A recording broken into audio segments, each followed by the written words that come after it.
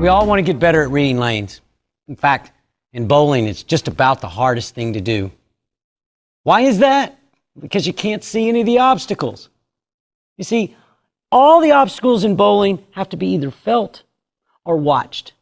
You can watch your ball's behavior. You can tell when it's skidding or when it's hooking. Well, I'm at 39 feet down the lane right now because that's how far from the foul line that this lane was oiled.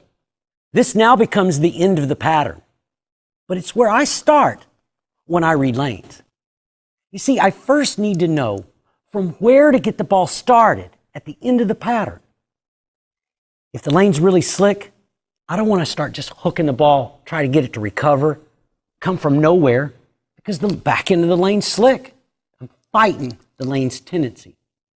But if the lane hooks a lot, conversely, I don't want to get the ball to set up in the pocket early, or I'll be fighting those shots through the nose.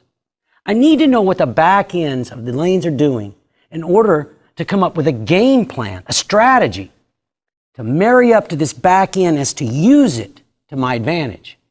If the lane's really slick, I want to get that ball in on that pocket and have it hold. But if the back end's hooking, that's when I want to take that big hook in there and give the pocket away. With all of the high-tech lane machines we have today, applying oil to a lane has become an exact science. These machines can determine how much oil is applied to each board and at what distance. And based on how much oil is applied to each of these boards, that determines not only where you might want to play on the lane, but also what the scoring environment is going to be. Now, we've put a pattern up on a lane, and the darker the region, the more oil was applied in that area. And as it gets lighter, the more friction you have because the less oil was applied to the lane. Now, in this pattern, oil was applied to the 39-foot mark. Everything after 39 feet is bone dry. Now, the folks at Kegel Training Center gave me an equation the other day that works pretty well to determine what board your ball should be on when it exits the pattern. It's called the -31 equation. Let's say on this pattern, we've got 39 foot of oil. You subtract 31 from that number, you get 8. So in this pattern, typically you want your ball around the 8th board at 39 feet. Now in this pattern, we've oiled the lane to 35 feet. So if we do the same equation, 35 minus 31, then your ball should be on about the 4th board coming out of the pattern at 35 feet. This puts your ball in an area on the lane that really marries up good with how much friction is on the back end, so as not to fight the tendency of the pattern. Now, this isn't exact, but I have tested it on a lot of patterns, and it's pretty accurate. So let's put this 35-foot pattern on a lane in 3 dimensions. Now, lane men today graph these patterns, and you can find them. Just ask the front desk. Usually, they'll have a copy for you. They'll have a lot of information on there, but the picture you can use quite well without all the numbers. Now, on this 35-foot pattern, I have a lot of friction on the back end, so I need to get my ball exposed to the outside portion of the lane at around the 35-foot mark. But now I need to come to the front end to find out where a consistent place to start my ball's roll from the foul line.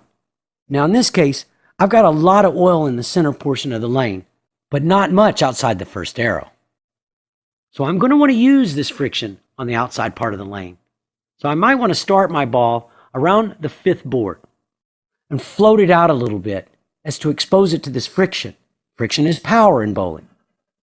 And depending on how much friction there is on the outside part of the lane, that's going to determine how much speed I'm going to have to use. Typically, on a 35-foot pattern, I'm going to have to get that speed up there to keep the ball off the nose. But I also have other options based on this picture that this pattern has given me. I've got a lot of concentration of oil in the mid portion of the lane.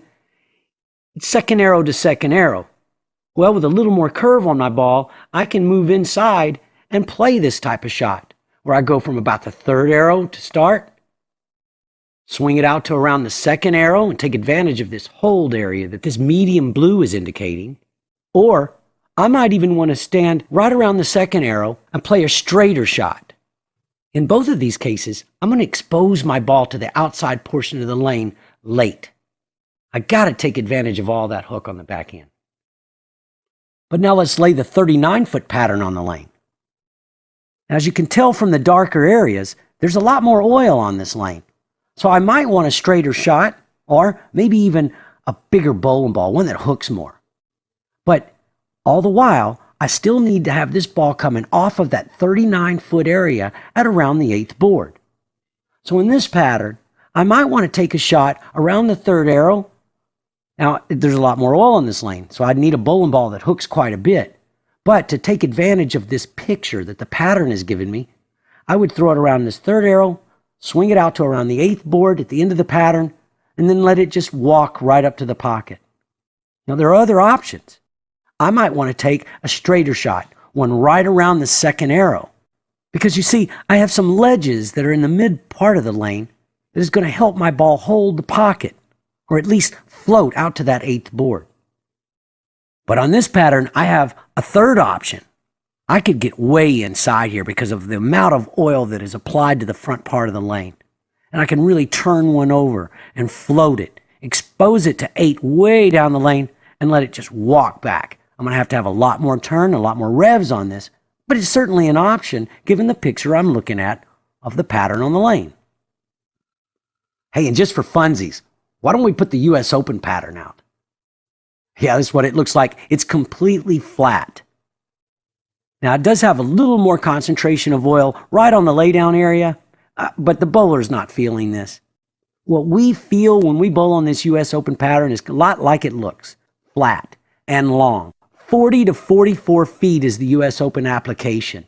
That's why the scores in the US Open are less than any other tournament that the pros bowl on. There's just no help here. Now, the strategy on this US Open pattern will be a lot more conservative. We're not just going to throw the ball out and wait for that big hook. You're probably not going to get it. It's 40 to 44 feet of flat oil, and a lot of it. So typically in the US Open, you'll see the players really get their ball up tight into the pocket quickly, and then let it lay down, sit there. Because there's not a lot of friction to the outside parts of the lane, swinging the ball just doesn't help you much. On this pattern, what we're trying to do is leave our spares in clusters, eliminate the splits, run those spares down, and be consistent throughout the whole day. And one more caveat about this US Open pattern, carry. It's hard to carry when your ball doesn't see friction. It's sliding. It's got 44 feet of oil, so the ball is just skidding and sliding. So you're going to get a lot of deflection. And as soon as you get the ball to roll up a little bit, it tends to hook high because you're trying to get the ball to lay down in the pocket. Not always will the ball just lay down. And learning how to strategize on all of these different oil patterns has become the most important aspect of the game of bowling. Here's Duke looking for 3 straight strikes to start it off. Got it!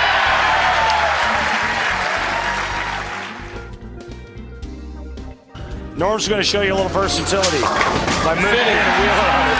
Fitting strike.